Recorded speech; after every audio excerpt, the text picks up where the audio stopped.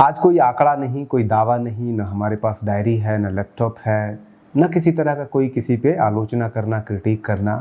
आज बस कुछ दिल की बात है, क्योंकि ज़रूरी लग रहा है हमें, और उन ज़रूरी बातों को 2-3 लाइनों में समेटना चाहते हैं, पंक्तियों में समेटना चाहते हैं पहले हम उसे, और उसके बाद एक संवाद आपसे करना चाहते हैं। हमने कहीं पढ़ा है, सुना है, देखा है, कहाँ पढ़ा है, कहाँ सुना है, देखा है, नहीं याद है। ऑनेस्टली यही है कि नहीं याद है, लेकिन वो लाइन आज बार बार पिछले 48 घंटों से बार बार याद आ रहा है, और वो लाइन है, a nation is desperate is this is danger to itself. एक राष्ट्र, एक देश जहाँ हम रहते हैं, वो इतना डेस्परेट हो गया है कि वो खुद के लिए खतरनाक हो गया है।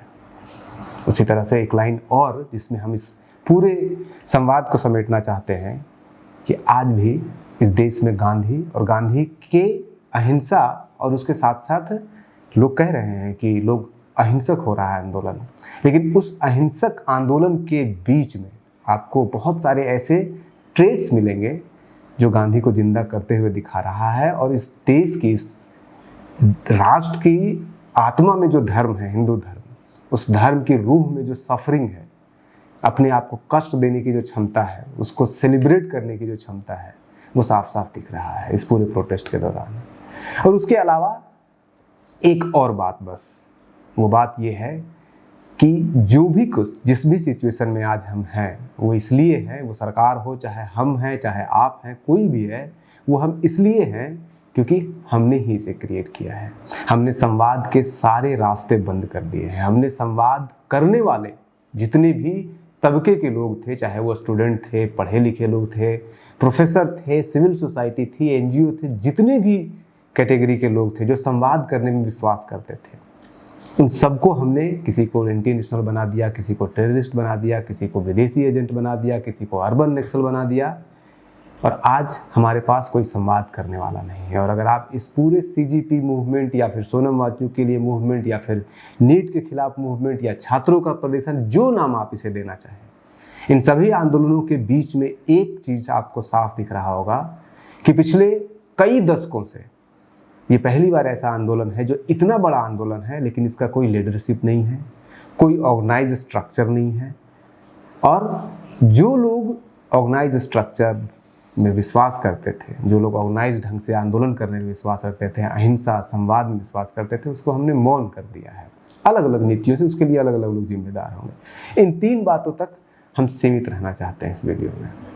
आप शुरू कीजिए सरकार, जब सरकार ये आई 2014 में, तो आते ही सरकार ने कई सारे ऐसे काम किए जिसके खिलाफ प्रोटेस्ट हुआ, और प्रोटेस्ट होना एक लोकतंत्र की मजबूती की निशानी है, क्योंकि एंगर, गुस्सा हर समाज में होता है, हर घर में होता है, हर परिवार में होता है, और व्यक्ति के अंदर भी होता है।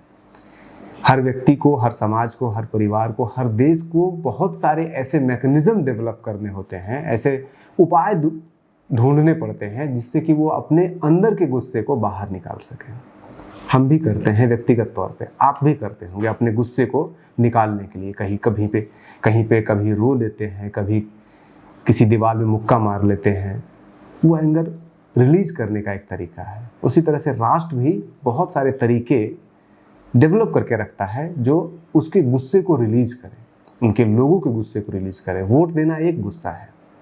वोट देने के अलावा सिविल सोसाइटी का प्रोटेस्ट करना, स्टूडेंटों का प्रोटेस्ट करना, या किसी के द्वारा अपनी मांग को रखना, झल्लाना, वीडियो बनाना, ये सारी चीज़ें मैकेनिज्म है, लोगों को दिया गया है कि आप राष्ट्र को समग्र रूप से, अपने राष्ट्र के गुस्से को रिलीज कीजिए। लेकिन इस सरकार ने क्या किया? इस सरकार ने हर वो विरोध के स्वर को, किसी को आतंकवादी कह दिया, किसी को पाकिस्तानी एजेंट, किसी को चीनी एजेंट, और आपने उसको आवाज़ को बंद कर दिया।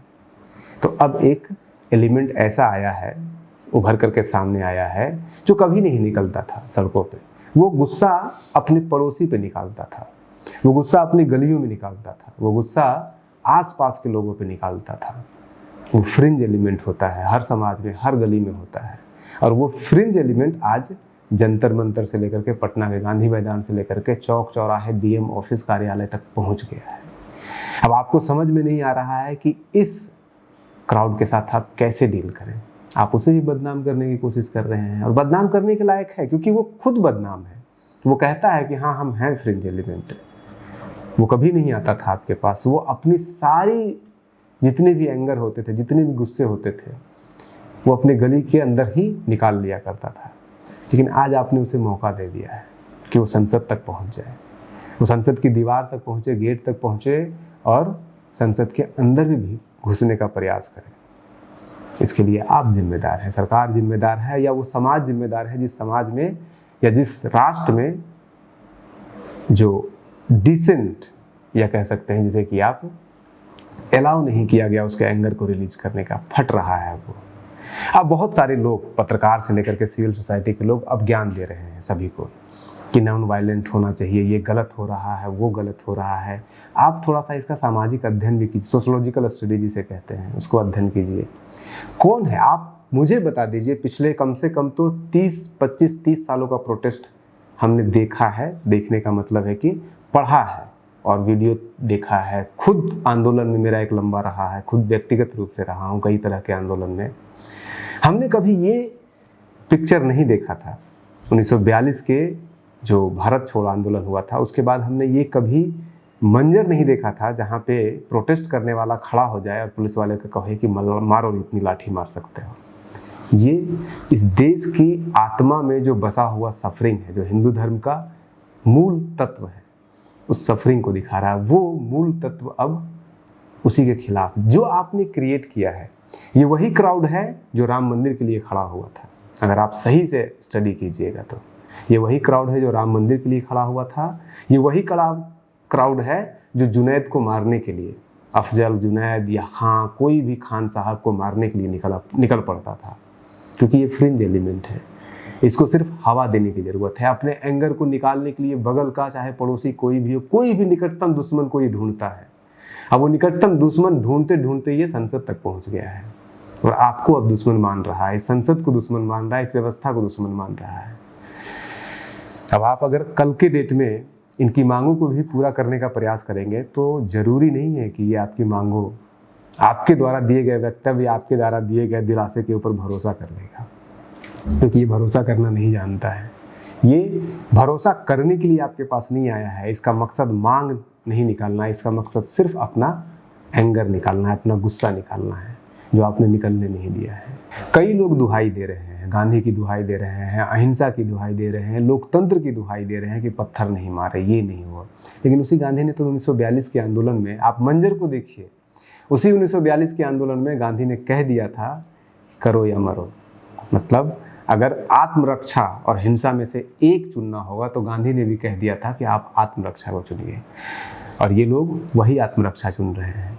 आप किसी का गला काट रहे हैं और वो छटपटा रहा है तो आप कहते हैं कि देखो ये व्यक्ति लोकतांत्रिक नहीं है, ये छटपटा रहा है, ये संवाद नहीं कर रहा है। संवाद करने वाले को तो आपने, उस समझदार व्यक्ति को, उस समाज वर्ग को आपने पहले ही बदनाम कर दिया, उसको लड़ाई से बाहर कर दिया है, उसको इतना बदनाम कर दिया है जो अगर आप गला काट रहे भी होते तो वो छटपटाता नहीं, क्योंकि उसे इतनी समझदारी थी कि छटपटाने से कुछ नहीं होगा, क्या पता कुछ बात करने से कन्विंस हो जाए और मेरा गला ना कटे। लेकिन अब जो क्राउड है वो बात करने में विश्वास नहीं करता है, वो कांवड़ यात्रा लेके निकलता है, वो सबसे ज़्यादा धार्मिक है। सारे जुलूसों में आपको ये क्राउड मिलेगा, सारे धार्मिक कार्यों में एक क्राउड मिलेगा।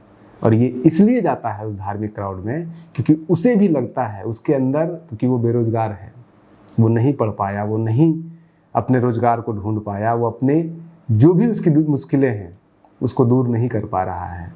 और उस मुश्किलों को दूर नहीं करने पाने के एवज में वो कुछ ऐसा करना चाहता है जिससे समाज उसे भी सम्मानित करे, उसे भी कहे कि तुम भी कुछ अच्छा कर रहे हो। चाहे फिर वो धार्मिक काम कर रहा हो, चाहे फिर वो यात्रा लेके जा रहा हो, चाहे वो कांवड़ यात्रा लेके जा रहा हो, चाहे फिर अपने गांव में सरस्वती पूजा, दुर्गा पूजा का चंदा तसील रहा हो, उसे भी ये शौक है कि हमें भी कोई कहे कि नहीं अच्छा काम कर रहे हो बेटा। और यही हो रहा है जंतर मंतर पे। वो क्राउड इसलिए पहुंच रही है ताकि वो कंटेंट बना सके, वो अपने आप को रिकॉग्नाइज कर सके कि देखो मैं भी कुछ अच्छा कर रहा हूँ। वो किसी इस मूवमेंट में क्या मकसद है, क्या होगा, उससे बहुत ज़्यादा उसे मतलब नहीं है। और यही कुछ हुआ था, बिल्कुल यही हुआ था 1942 के आंदोलन के दौरान, जब गांधी थे। और उस समय भी आपको वो मंजर दिखा था जब आदमी पुलिस डंडे बरसाती थी और आदमी अपना हाथ नहीं उठाता था, और इसमें वही दिख रहा है। हमारे धार्मिक जितनी भी प्रथाएं हैं, आप 1 दिन का उपवास कीजिएगा, सफरिंग है। 2 दिन का उपवास कीजिएगा, ज़्यादा सफरिंग है। निर्जला यात्रा कीजिएगा, वो और ज़्यादा सफरिंग है। 12 घंटे में यात्रा कर लीजिएगा, वो सबसे ज़्यादा सफरिंग का है। सफरिंग इस देश और इस देश के मूल धर्म की आत्मा में है, और ये लोग वही कर रहे हैं। इस तरह का मंजर आपको इसके पहले नहीं दिखा होगा। तो इसीलिए हमने शुरू में कहा था कि गांधी अभी भी जिंदा है इस देश में, और गांधी इसलिए जिंदा है, गांधी से ज़्यादा ये ज़्यादा कहना बेहतर रहेगा कि गांधी के साथ साथ इस देश में हिंदू धर्म का रूह जिंदा है। और गांधी ने कोई चीज़ क्रिएट नहीं किया है, गांधी ने पहचाना, गांधी ने इस देश के धर्म के मूल तत्व को पहचाना, और वो मूल तत्व था सफरिंग, अपने आप को कष्ट देना। किसी भी धार्मिक अनुष्ठान का मूल तत्व जो है वो अपने आप को सफ़र करना है, और उसी को गांधी ने पहचाना, और उसी को गांधी ने इस्तेमाल किया देश की आज़ादी में, आंदोलन में इस्तेमाल किया। और वो मूल तत्व गाहे बगाहे इस आंदोलन में भी आपको साफ दिख रहा है, और वो क्राउड भी दिख रहा है। अब सवाल उन लोगों से पूछा जाना चाहिए, वो पत्रकार, वो सब बुद्धिजीवी जो कह रहे हैं कि कुछ लोग तो यहाँ तक दावा कर रहे हैं कि पुलिस वाले को हम सारा फुटेज देंगे, सारा वीडियो देंगे जो इस तरह के पत्थरबाजी कर रहे हैं, उसको नहीं फ़र्क पड़ता है। उसके पास नौकरी नहीं है आपकी तरह, आप जर्नलिज्म का काम कर रहे हैं, आप लाखों रुपया कमा रहे होंगे, या 50,000 भी कमा रहे होंगे, 25,000 भी कमा रहे होंगे, वो बेरोजगार है। उसे फ़र्क नहीं पड़ेगा अगर वो महीना, 2 महीना, 4 महीना, 6 महीना जेल में भी घूम के आ जाएगा। तो इस क्राउड का एक बड़ा हिस्सा वही क्राउड है जिसे आप फ्रिंज एलिमेंट कहते हैं। तो अब सरकार के हाथ से निकल चुका है, सरकार इसको कैसे हैंडल करेगी हमें नहीं पता, हमारे पास भी कोई इसका नहीं दिख रहा है, क्योंकि 1942 में गांधी थे, आज कोई गांधी नहीं है इसको कंट्रोल करने वाला। अन्ना हजारे हो या फिर सोनम वांगचुक हो, आप सिर्फ नोटिस कीजिए, जब ये आंदोलन शुरू होता है तो कॉकरोच जनता पार्टी के नाम से शुरू होता है। आज कॉकरोच जनता पार्टी का कोई नाम तक छोड़ दीजिए, उसके लोगों को बाहर किया जा रहा है, उसके लोगों को, उनके फाउंडर को गंदी गंदी गालियां दी जा रही है इसी क्राउड के द्वारा, इसी फ्रिंज एलिमेंट के द्वारा, क्योंकि उन्हें पसंद नहीं है, क्योंकि वो किसी कॉकरोच जनता पार्टी से जुड़ने नहीं आए थे, वो अपना एंगर दूर करने आए थे। 25 दिनों से सोनम वांगचुक हंगर स्ट्राइक पे हैं, हॉस्पिटल में हैं। कितना नैरेटिव में आपको दिख रहा है पिछले 3 दिनों से गायब हो चुके हैं। क्यों? क्योंकि जो क्राउड वहाँ पे जंतर मंतर पे बैठा हुआ है उसको इस बात से फ़र्क नहीं पड़ता है कि सोनम वांगचुक कहाँ हैं, क्या कर रहे हैं और उनका क्या होगा। उसको सिर्फ इस बात से फ़र्क पड़ता है कि मेरा गुस्सा शांत होगा या नहीं, मैं अपना गुस्सा कहाँ शांत करूँ, चाहे वो पुलिस वाले पे करूँ, चाहे कहीं और करूँ। और इस सरकार को अगर ये समझना है, इस आंदोलन को कंट्रोल करना है, तो हमारे सामने तो कहीं नहीं दिख रहा है। सरकार इस बात को तय करे कि आप इन गुस्सों को कैसे एक्सेप्ट कीजिएगा, स्वीकार कीजिएगा और इसको चैनलाइज कीजिएगा। बाकी हमें इस आंदोलन का कहीं दिख नहीं रहा है कोई रास्ता। आप बने रहिए न्यूज़ हंटर के साथ। नमस्कार।